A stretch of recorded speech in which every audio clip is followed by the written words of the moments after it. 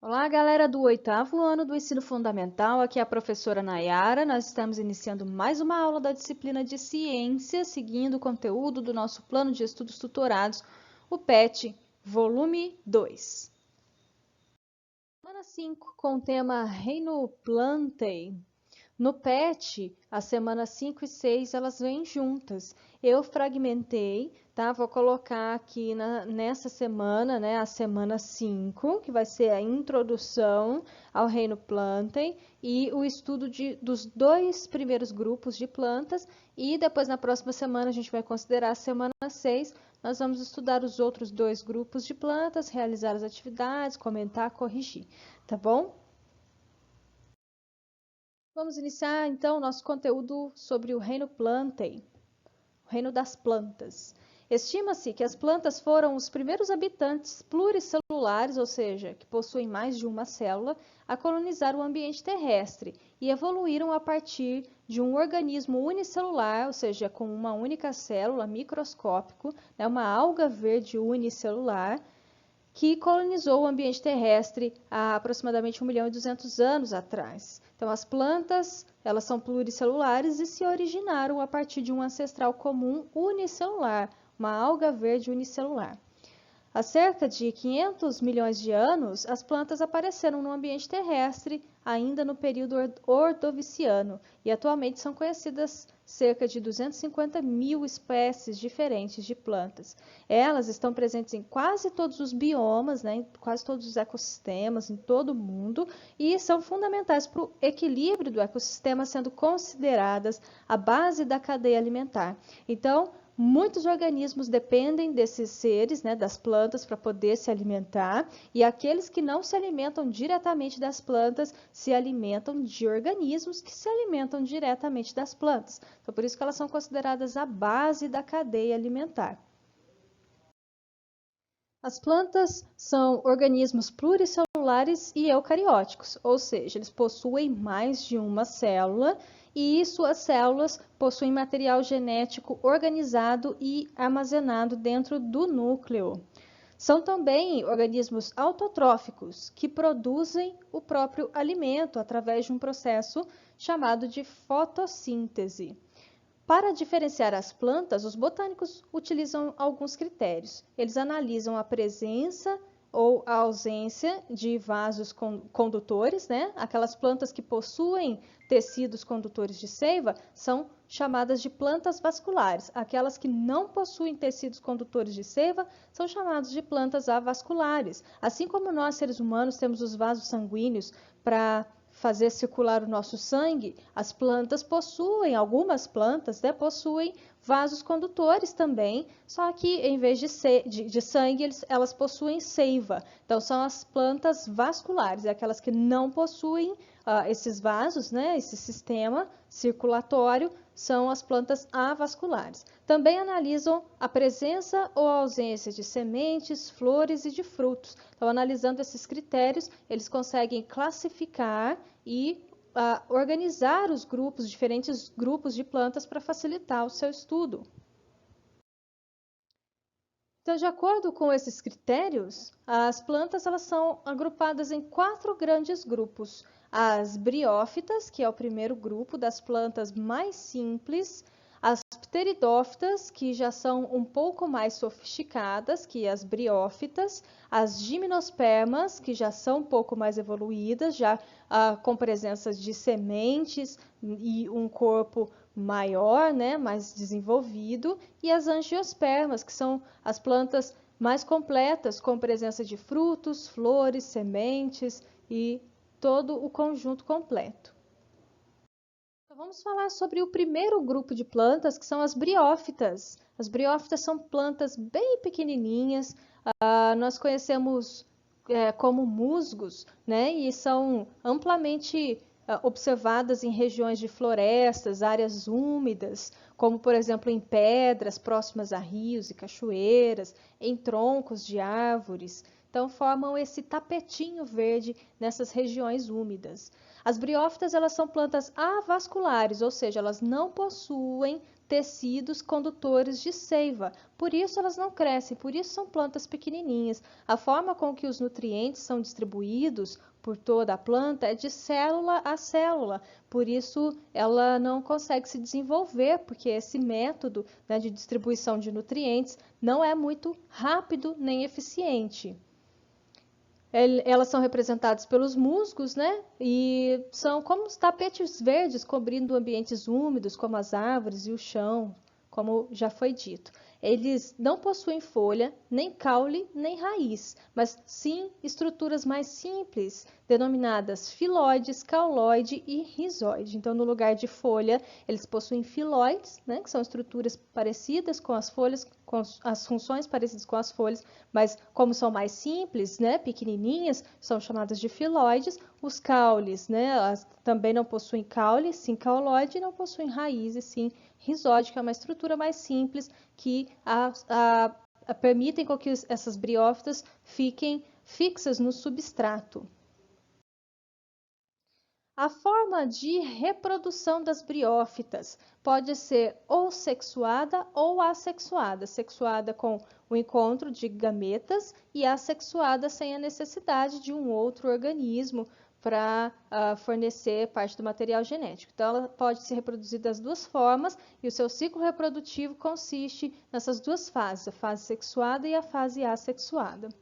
Essas fases elas se alternam em um processo denominado alternância de gerações, que se divide em uma fase gametofítica, ou seja, onde o gameta ele possui apenas um conjunto de cromossomos, apenas parte do DNA, né? Porque como nós vimos lá na aula introdutória à reprodução, quando a reprodução ela é assexuada, apenas um organismo consegue dar origem a outro idêntico a ele, sem necessidade de haver troca de material genético.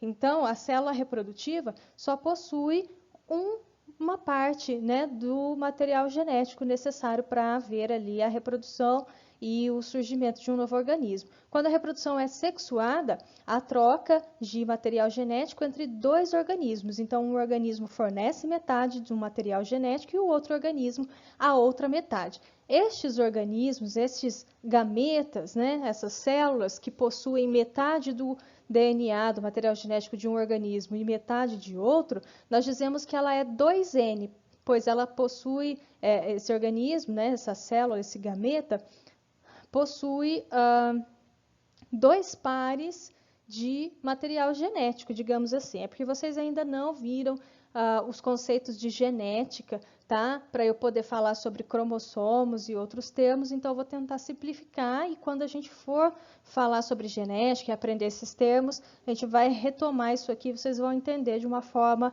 mais técnica. Mas por enquanto entendam que uma célula que possui parte do material genético de um organismo e parte do material genético de outro, né, a partir de uma reprodução sexuada, é chamada de 2N.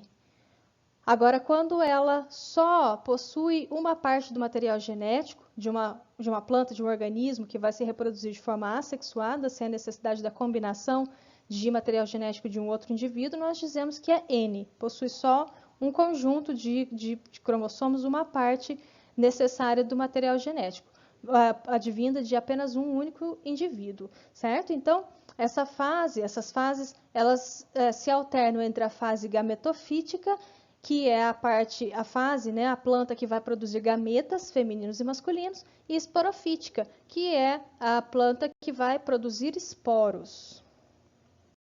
Para ficar mais fácil entender tudo isso que eu falei agora, vamos analisar as fases reprodutivas das briófitas de forma separada. Então, vamos analisar primeiramente a fase sexuada.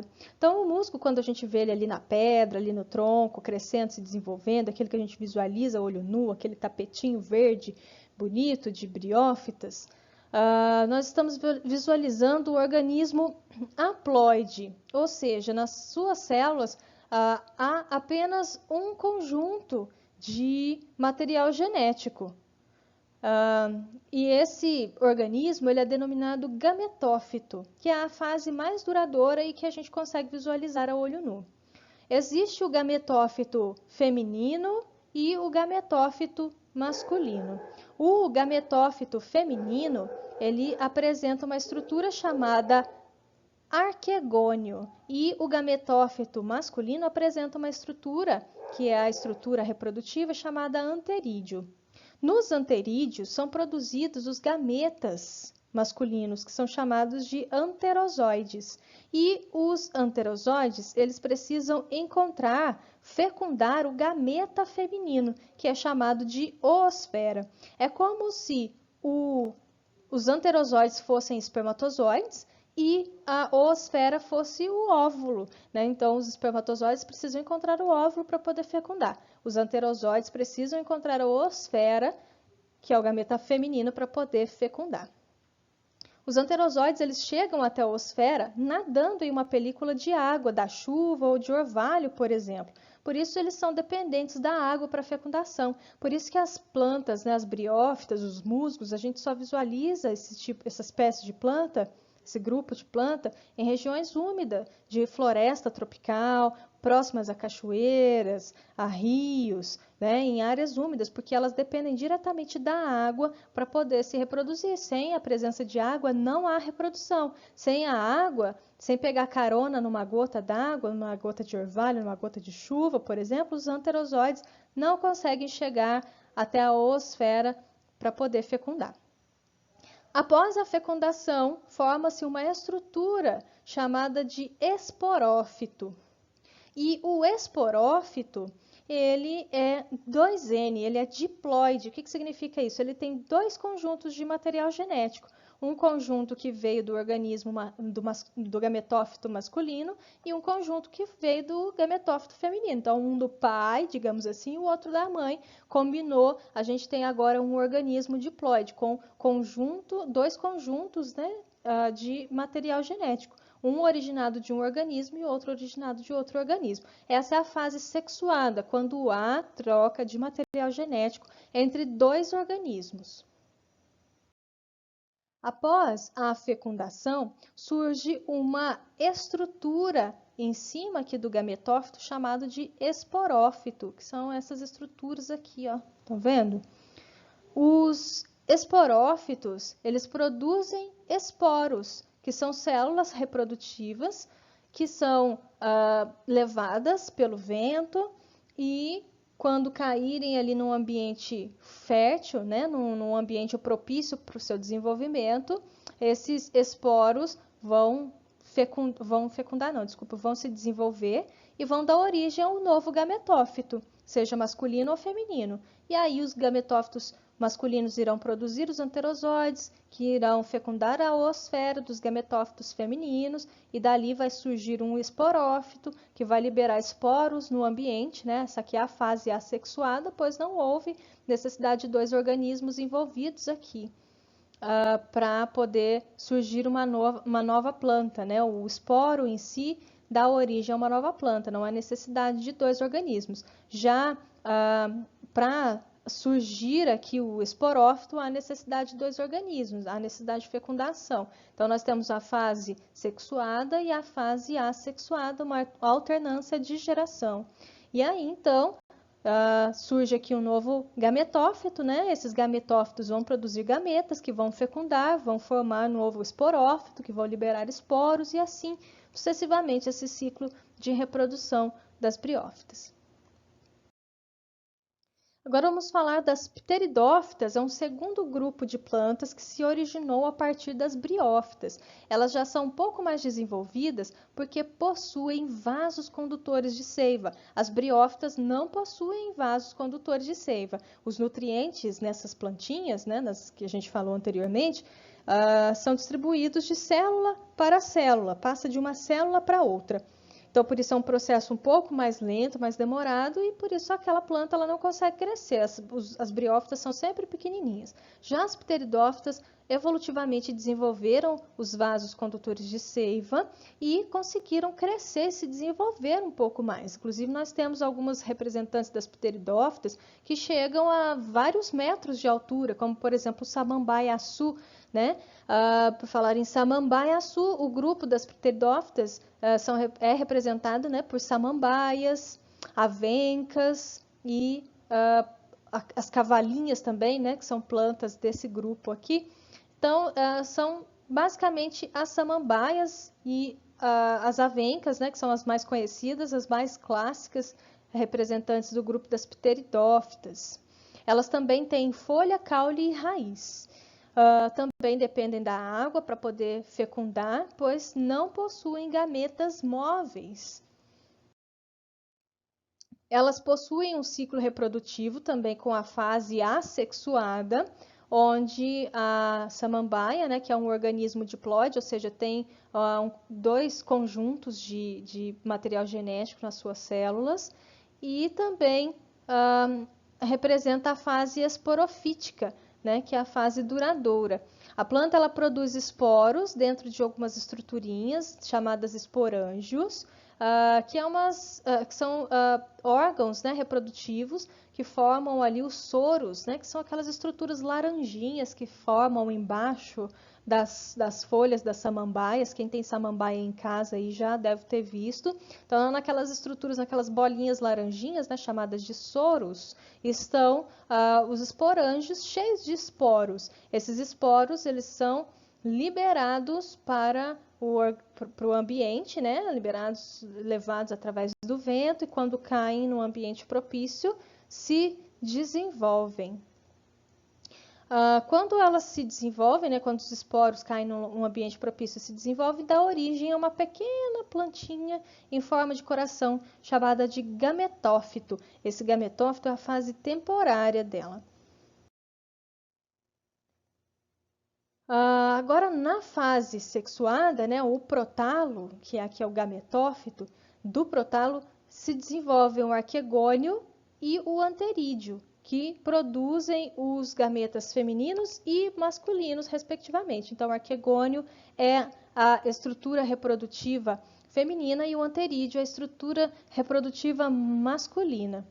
Quando o protalo fica coberto pela água da chuva ou pelo orvalho, por exemplo, o anterozoide, que é o gameta masculino, nada sobre a superfície do protalo, né, sobre a superfície ali do gametófito, e se une à oosfera, fecundando, assim formando um zigoto, 2N, né, diploide, com um conjunto, com um conjunto ali de material genético de dois organismos, de duas estruturas diferentes, né? A estrutura feminina e a estrutura masculina.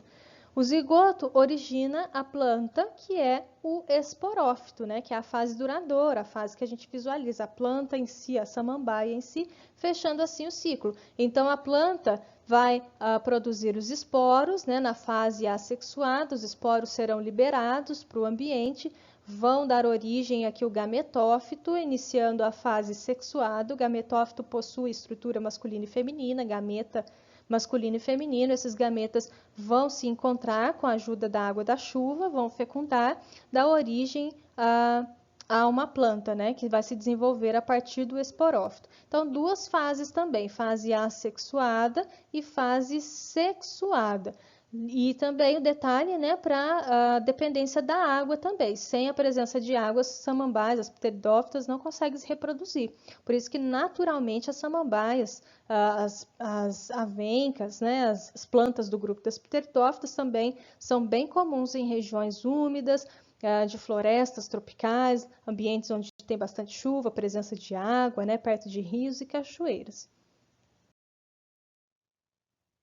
Então, esses foram os dois primeiros grupos de plantas que nós conhecemos. Na próxima aula, né, que nós vamos considerar a semana 6, nós iremos falar sobre os dois outros grupos, certo? Que são as gimnospermas e as angiospermas. Caso vocês tenham dúvidas ou precisem de ajuda, é só mandar uma mensagem no WhatsApp, no Classroom, estou sempre à disposição. Vou ficando por aqui, abraços, até a próxima, tchau, tchau!